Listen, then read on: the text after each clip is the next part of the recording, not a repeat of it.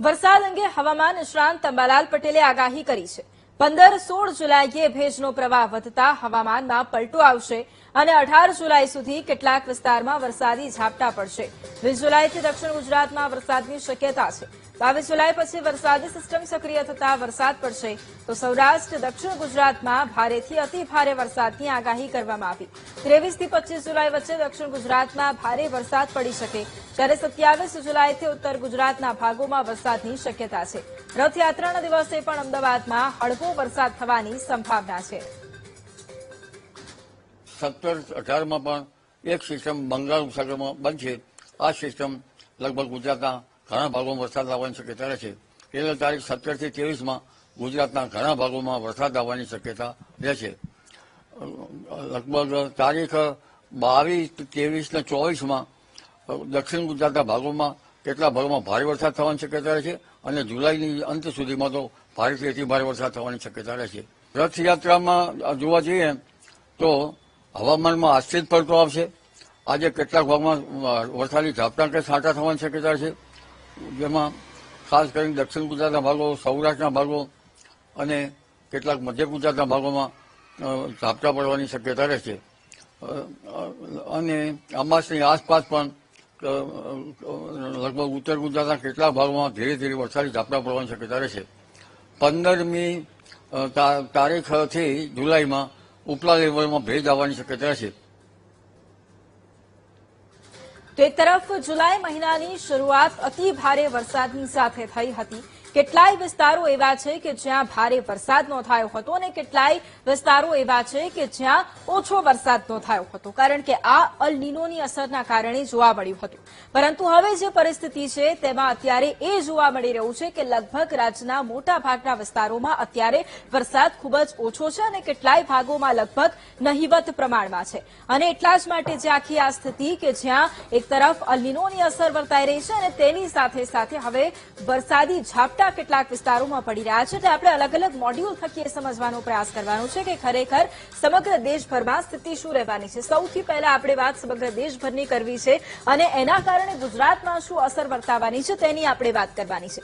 સૌથી પહેલા આપણે વાત કરીશું જે બંગાળની ખાડીમાં અત્યારે જે આપણને વાદળો દેખાઈ રહ્યા છે અને એની જે સીધી અસર છે એ પૂર્વોત્તરના રાજ્યોમાં થઈ રહી છે, એની વાત કરવી છે। આપ જોઈ રહ્યા છો કે બંગાળની ખાડીમાં અત્યારે વાદળો જોવા મળી રહ્યા છે, પરંતુ આ તરફ પરિસ્થિતિ કંઈક અલગ છે। આ તરફ વાદળો આપણને નથી જોવા મળી રહ્યા અને બંગાળની ખાડીમાં સામાન્ય રીતે જે સિસ્ટમ સક્રિય થતી હોય છે એવું માનવામાં આવી રહ્યું છે કે લગભગ 22 તારીખ બાદ એ સિસ્ટમ છે સક્રિય થશે અને એની જે સીધી અસર છે એ ગુજરાત તરફ આપણને જોવા મળી શકે છે। આ એક સૌથી પહેલી વાત અહીંયા એ છે કે અહીંયા એક સિસ્ટમ બનવાની શરૂઆત ધીરે ધીરે થવાની છે। અત્યારે હાલ પૂરતી અહીંયા વરસાદી સિસ્ટમ છે અને એના જ કારણે વરસાદ વરસી રહ્યો છે, પરંતુ એક સિસ્ટમ જે બનશે અને એની સીધી અસર આપણને જોવા મળશે ગુજરાતના ભાગો પર।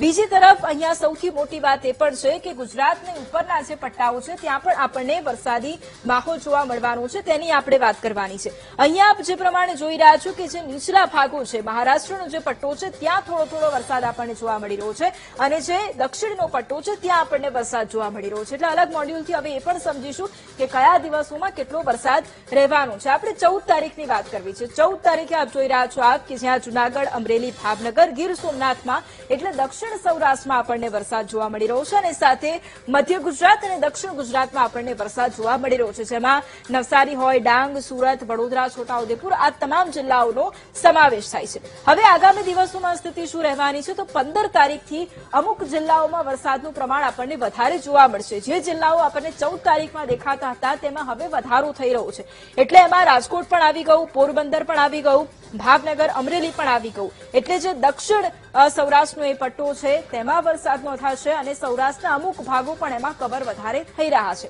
આ સિવાય આપણે જોઈશું તો લગભગ દક્ષિણ ગુજરાતનો આખો ભાગ આપણને જોવા મળી રહ્યો છે, ત્યાં એની સાથે સાથે પંચમહાલ, ખેડા, દાહોદ આ જે મધ્ય ગુજરાતના આખા પટ્ટાઓ છે ત્યાં આપણને વરસાદ જોવા મળી રહ્યો છે અને એની સાથે થોડા ઉપર જઈશું તો અરવલ્લી એટલે કે મહેસાણામાં પણ છૂટો છવાયો વરસાદ આપણને જોવા મળશે। પરંતુ લગભગ 16 તારીખ બાદથી વરસાદનું જે જોર છે એ વધવાની શરૂઆત થશે। શા માટે વધશે એની પણ આગળ વાત કરીશું, પરંતુ આપ જોઈ શકો છો કે કોસ્ટલ એરિયાઝમાં આપણને વરસાદની સ્થિતિ જોવા મળશે। આ સાથે લગભગ જે ઉત્તર ગુજરાતનો અમુક પટ્ટો ત્યાં પણ વરસાદ જોવા મળશે અને આખો દક્ષિણ ગુજરાતનો બેલ્ટ અને મધ્ય ગુજરાતમાં વરસાદ આપણને જોવા મળશે। એટલે આ વરસાદ લગભગ સૌરાષ્ટ્ર, દક્ષિણ ગુજરાત અને મધ્ય ગુજરાત અને મહેસાણા હોય કે ઉત્તર ગુજરાતના અમુક ભાગોને કવર કરશે। આ એક સ્થિતિ આપણને જોવા મળવાની છે। હવે વિંડીના માધ્યમથી થોડી સિચ્યુએશન આપણે એ પણ સમજી લઈશું કે શું સ્થિતિ રહેવાની છે। હવે આપ જે પ્રમાણે અહીંયા જોઈ રહ્યા છો કે એક ટ્રફ બનવાની શરૂઆત ધીરે ધીરે થઈ રહી છે। જો એ ટ્રફ બનશે તો મુંબઈ, સુરત હોય એ સહિતના વિસ્તારો અને સાથે જે મધ્ય ગુજરાતનો થોડો વિસ્તાર અને દક્ષિણ ગુજરાતમાં આપણને વરસાદ જોવા મળી શકે છે। આ સિવાય અહીંયા આપણે રાજસ્થાનમાં એક સિસ્ટમ સક્રિય થઈ રહી છે, એની સીધી અસર આપણને ગુજરાતમાં જોવા મળવાની છે અને એટલા જ માટે આપણને 16 તારીખ અને 17 તારીખથી આપણને વરસાદી માહોલ ગુજરાતમાં પણ જોવા મળવાનો છે। આપ જે પ્રમાણે અહીંયા જોઈ રહ્યા છો કે જ્યાં રાજસ્થાનનો એક ભાગ છે ત્યાં ધીરે ધીરે એક સિસ્ટમ બનવાની શરૂઆત થઈ ચૂકી છે।